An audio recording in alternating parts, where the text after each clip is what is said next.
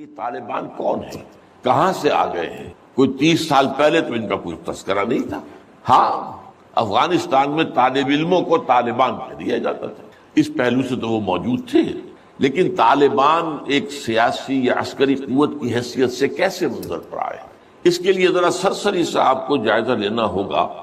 افغانستان کی تاریخ کے پچھلے 30-35 سالوں افغانستان میں آپ کو معلوم ہے کئی سو سال سے ایک بادشاہی نظام چل رہا تھا، اور اکثر و بیشتر بڑا اطمینان کے ساتھ چل رہا تھا، امن کے ساتھ چل رہا تھا۔ اگرچہ افغانستان کے جو دیہی علاقے تھے ان میں رہنے والوں کی جو اکثریت، عظیم اکثریت ہے، وہ بڑی شدید مذہبی انداز کی تھی، نماز، روزہ اور اس پردہ، حجاب، یہ ان کے کلچر میں شامل ہے۔ یوں سمجھیے کہ یہ مذہب ہونے کا پہلو بعد میں آتا ہے، ان کے کلچر کا جز ہے۔ لیکن یہ ہے کہ جو بڑے شہر تھے، خاص طور پر کابل، وہ پوری طرح ویسٹرنائز ہو چکا تھا بادشاہ کے نظام کے تحت۔ جب شاہ ظاہر شاہ آئے تھے ایک دفعہ پاکستان، ان کے ساتھ ان کی بیگم بھی تھی بلکہ، اور وہ سکرٹ پہنے ہوئے تھے، ٹانگیں ان کی ننگی تھی، تو لوگ بڑے حیران ہوئے تھے، افغانستان، افغان بادشاہ کی بیگم جو ہے افغان ملکہ اس لباس میں۔ لیکن واقعہ یہی ہے کہ کابل جو ہے پورے طور پر ویسٹرنائز تھا، اکثر و بیشتر وہاں پہ جو لوگ نچلے طبقات میں تھے ان کے اندر ظاہر بات ہے کہ مذہب کا وہ جو کلچر ہے ان کا وہ موجود تھا۔ اس کیفیت میں ایک سڈن چینج آئی جب سردار داؤد خان نے تختہ الٹا ظاہر شاہ کا، اور ان کی لیننگز جو ہیں، رجحان جو ہیں، وہ روس کی طرف زیادہ تھے، لیکن یہ کہ وہ کوئی خالص نظریاتی کمیونسٹ نہیں تھے۔ اس کے بعد آپ کو یاد ہوگا یکے بعد دیگرے کئی قتل ہوئے۔ سردار داؤد کو کسی نے قتل کیا، پھر اس کو کسی اور نے قتل کیا، پھر کسی اور نے قتل کیا، اور اس کے بعد آخر میں کیا ہوا کہ روسی فوجیں اور کرمل جو تھا اس کے ساتھ روسی فوجیں آ گئی۔ تو یہ جو ایک تبدیلی ہوئی ہے، اس کے خلاف جو ہے اسلامی قوتوں کی طرف سے ریزنٹمنٹ آئی، اس لیے کہ اگرچہ ان تبدیلیوں کے دوران کمیونزم جو ہے وہ کم سے کم جو شہری علاقے تھے افغانستان کے، اس میں مضبوط قدم جما چکا تھا۔ پارٹیاں دو تھیں، پرچم اور خلق، لیکن ان دونوں کے درمیان فرق وہی تھا جو رشین ریولوشن میں مونشوکس اور بولشوکس کا تھا۔ پارٹیاں دو لیکن نظریہ ایک، کمیونزم ایک، قیادتیں دو جدا، دو پارٹیاں۔ اسی طریقے سے ان کی پارٹیاں دو تھیں، آپس میں ان کا جو ہے پاور سٹرگل بھی جاری تھی، لیکن کمیونزم کے اوپر وہ بالکل جو ہے پورے متفق۔ اب یہاں پاکستان میں اس کا جو رد عمل ہوا اس کو سمجھیے، جو بہت صحیح ہوا۔ ابھی جب کہ وہ ریزسٹنس شروع ہوئی تھی اور روسی فوجیں نہیں آئی تھیں، ابھی گویا کہ ایک لوکل فینومینا تھا، گویا کہ سب کچھ جو ہے وہ افغانستان کے اندر، جس کو میلٹنگ پاٹ کہتے ہیں، اسی کے اندر تھا۔ تو اس وقت بھی ظاہر بات ہے کہ کمیونزم کے خلاف مسلمانوں کے اندر اور مذہبی مزاج کے لوگوں کے اندر ایک رد عمل شروع ہوا، ریزسٹنس شروع ہوا، اور ان میں خاص طور پر کالجوں اور یونیورسٹیوں کے طلبہ کا حصہ بہت زیادہ تھا۔ یہ لوگ وہ جو ہیں یا تو جماعت اسلامی کے زیر اثر تھے، اور یا زیادہ تر جو ہے الاخوان المسلمون کے زیر اثر تھے۔ انہی کے لیڈروں میں حکمت یار تھے، گلبدین حکمت یار، انہی میں احمد شاہ مسعود، اور ان دونوں کی بڑی گہری دوستی تھی، بہت گہرے ایک دوسرے کے ساتھ یہ گویا کہ کامریڈز تھے اور ساتھی تھے۔ پھر استاد ربانی، عبد الرسول سیاف، اس قسم کے لوگ، ان لوگوں نے جو ریزسٹنس موومنٹ شروع کی، تو یہاں بھٹو صاحب نے اس وقت بالکل صحیح قدم اٹھایا۔ ان میں سے بعض لوگوں کو دعوت دی، وہ آئے دارالحکومت میں، بھٹو صاحب کے مہمان رہے، ان کی پیٹھ تھپ کی کہ ٹھیک ہے کرو کوشش، اور یقیناً کچھ نہ کچھ جو ہے انہیں مدد بھی دی ہوگی، لیکن یہ کہ اس کے بارے میں مجھے معلوم کچھ نہیں ہے۔ اندازہ ہے کہ جب بلایا ہے، پیٹھ تھپ کی ہے، اس لیے کہ ظاہر بات ہے ان کو معلوم تھا یہ کہ اگر جو ہے یہاں پر کمیونزم آ گیا اور خاص طور پر روس اگر قابض ہو گیا تو پھر اس کا اگلا قدم پاکستان ہے۔ گویا کہ وہ جو صدیوں پرانا خواب ہے روسیوں کا، وہ زار کے زمانے کا خواب ہے کہ سائبیرین ریچ جو ہے وہ بہت ہی چاہتا تھا کہ کسی طریقے سے یہ افغانستان اور پاکستان کو رونتے ہوئے، اور وہ جو ہے بحیرہ عرب، عربین سی اور بحر ہند، انڈین اوشن کے گرم پانیوں تک پہنچ جائے۔ لہذا افغانستان میں قدم جم گئے تو ظاہر بات ہے کہ اس کے بعد اگلا ہدف جو ہے وہ پاکستان ہوگا۔ تو یہ صورتحال تھی کہ جس میں بھٹو صاحب نے جو قدم اٹھایا وہ بالکل صحیح تھا۔ بعد میں جب روسی فوجیں آ گئیں، اب ایک ریزسٹنس شروع ہوئی زبردست۔ ان میں سب سے پہلی ریزسٹنس جو ہے وہ در حقیقت جو جہاد شروع ہوا ہے وہ جہاد فی سبیل الحریت تھا۔ اس کی بنیاد مذہبی نہیں تھی بلکہ آزادی، اس لیے کہ افغان قوم جو ہے وہ غلام رہنے کی عادی نہیں ہے، اس کے لیے ذہناً تیار نہیں، جذباتی طور پر تیار نہیں، یہ پوری تاریخ کی حقیقت ہے یہ۔ چنانچہ اسی زمانے میں جب روس کے خلاف جنگ جاری تھی اور جہاد ہو رہا تھا افغانستان میں، تو مارگریٹ تھیچر ایک دفعہ آئی تھی پاکستان کے دورے پر، اور وہ طورخم پر جا کر انہوں نے خطاب کیا تھا کچھ لوگوں سے، جس میں بڑے تاریخی جملے مجھے آج تک یاد ہیں۔ We learned our lesson and the Russians will also soon learn their lesson۔ Afghanistan کے بارے میں ہم نے سبق سیکھ لیا تھا، ہم نے بار بار فوج کشی کی اور فتح کیا، لیکن اپنا قبضہ برقرار نہیں رکھ سکے۔ اسی طریقے سے بالفرض اگر روس نے قبضہ کر بھی لیا تو وہ یہاں رہ نہیں سکے گا۔ یہ سبق جو ہے ہم نے تو سیکھ لیا ہے، روسی بھی سیکھ لیں گے۔ بہرحال اس وقت جو صورتحال پیدا ہوئی اس میں ایک فیکٹر جو نیا آیا اس کو ذہن میں رکھیے۔ اس وقت پورے عالم اسلام میں احیاء اسلام اور نفاذ شریعت کا ایک جذبہ پروان چڑھ رہا تھا۔ یہ جذبہ شروع ہوا ہے کب؟ جب کہ کولونیل رول کا بستر طے ہونا شروع ہوا۔ یہ یورپین جو پاورز تھی انہوں نے اپنا بستر رول کرنا شروع کیا،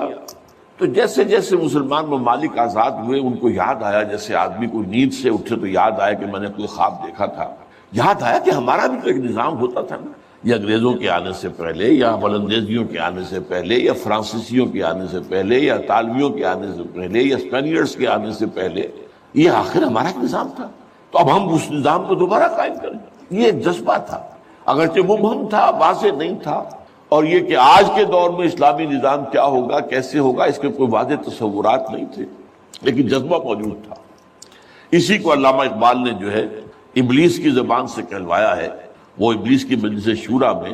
کہ ہے اگر کوئی خطر مجھ کو تو اس امت سے ہے، نہ مجھے جمہوریت سے کوئی اندیشہ ہے۔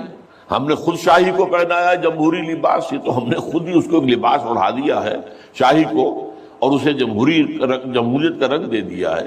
وہ انڈیویجول ساورنٹی کی بجائے ایک پاپولر ساورنٹی، کلیکٹیو ساورنٹی، وہ شرک جو کا تو ہے، کفر جو کا تو ہے، اور نہ مجھے اشتراکیت سے کوئی اندیشہ ہے۔ کب ڈرا سکتے ہیں مجھ کو اشتراکی کوچہ گرد؟ ہاں ہے اگر کوئی خطر مجھ کو تو اس امت سے ہے جس کی خاکستر میں ہے اب تک شرار آرزو۔ یہ جو جذبہ تھا اور یہ جو تڑپ تھی، یہ اگرچہ پورے عالم اسلام میں تھی،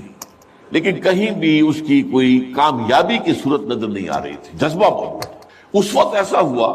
کہ جہاد افغانستان کو ایک تو اس جذبے نے سپورٹ کیا، اور یہ جذبہ کھنچ کر آیا کہ شاید ہاں افغانستان کے اندر اب یہ کام عملاً ہو جائے گا۔ اس لیے پوری دنیا سے لوگ آئے، والنٹیئرز آئے،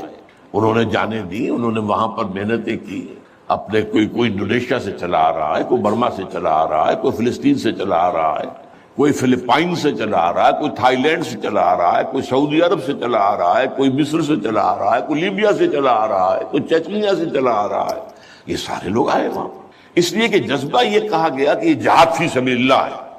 میں واضح کر چکا ہوں کہ میرے نزدیک وہ جہاد فی سبیل اللہ نہیں تھا۔ جہاد فی سبیل اللہ کی جو شرائط ہیں وہ یہ ہے کہ پہلے دعوت اور اس میں اتمام حجت، پھر جو دعوت کو قبول کرے انہیں منظم کرنا، ڈسپلن آرگنائزیشن میں لانا، ایک امیر کے تابع ہوتا اس سے بیعت کر کے، اور پھر یہ کہ ان کی تربیت، ان کا تزکیہ یہ ہو کہ دل میں سوائے اللہ کی رضا کے کوئی اور جذبہ باقی نہ رہ جائے۔ یہ مال و دولت دنیا یہ نہیں، کچھ نہیں، نہ حکومت نہ سیادت، صرف اللہ کا، اللہ کی رضا، اور یہ کہ جذبہ اتنا ابھر آئے کہ تن من دھن حتیٰ کہ جان دینے کے لیے تیار ہو جائے۔ یہ ساری شرائط ہیں جہاد فی سبیل اللہ کی۔ ظاہر بات ہے کہ وہاں پر تو جو ایک دم حملہ ہو گیا اور روسی فوجی آ گئے تو نہ ان کاموں کا موقع تھا نہ اس کے لیے وقت تھا، وہ لوگ کھڑے ہو گئے۔ یہ جہاد فی سبیل الحریت تھا، آزادی کا جہاد، اور مسلمان جب آزادی کا جہاد کرتا ہے تو وہ بھی جہاد فی سبیل اللہ ہی کی ایک قسم ہے، جائز جہاد ہے، اس میں جان دینا بھی شہادت ہے۔ اگرچہ وہ جو ایک مثبت جہاد فی سبیل اللہ وہ تو ہمیں سیرت صحابہ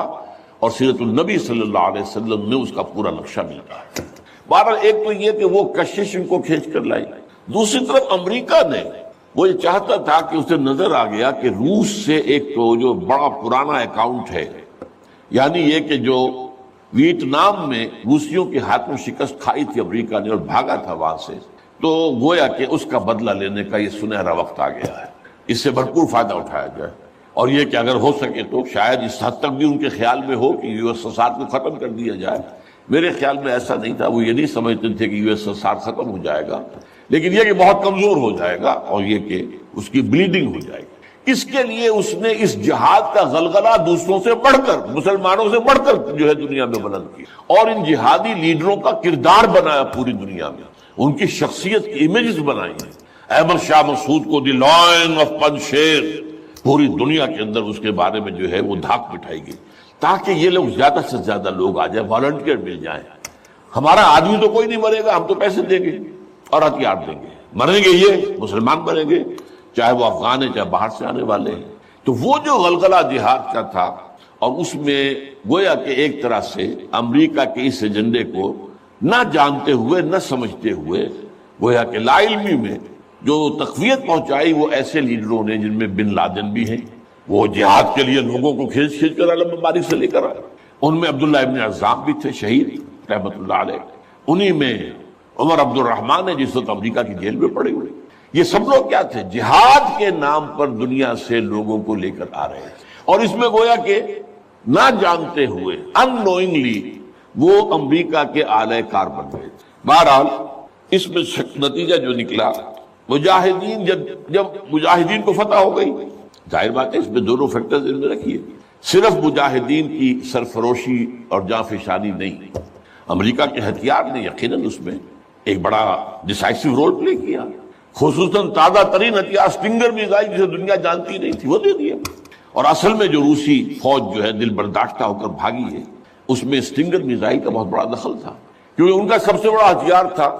جو وہ گن شپ ہیلی کاپٹرز لے کر آتے تھے، اور وہ ظاہر بات ہے جہاں پہاڑوں کے اوپر بھی مورچے لگائے ہوئے تھے وہاں ظاہر بات ہے ٹینک تو نہیں پہنچ سکتے تھے، کوئی اور بمباری وہاں کرنا مشکل تھی، تو یہ گن شپ بڑے جہازوں سے بہت نیچے آ کر بمباری بھی ممکن نہیں تھی، تو گن شپ ہیلی کاپٹر سے جو بمباری وہ کرتے تھے، فائرنگ کرتے تھے، وہ ان کا سب سے بڑا ہتھیار تھا، اور اس کو بالکل ختم کر کے رکھ دیا اسٹنگر میزائل۔ کہ میزائل آپ نے داغا ہے تو وہ یہ نہیں ہے کہ ہدف سے اگر نہ لگے ہدف پر تو ادھر ادھر ہو جائے گا، نہیں، جدھر وہ ہدف جائے گا اس کا پیچھا کرے گا، اس کے پیچھے پیچھے جائے گا، جدھر وہ مڑے گا ادھر وہ مڑ جائے گا۔ دورمال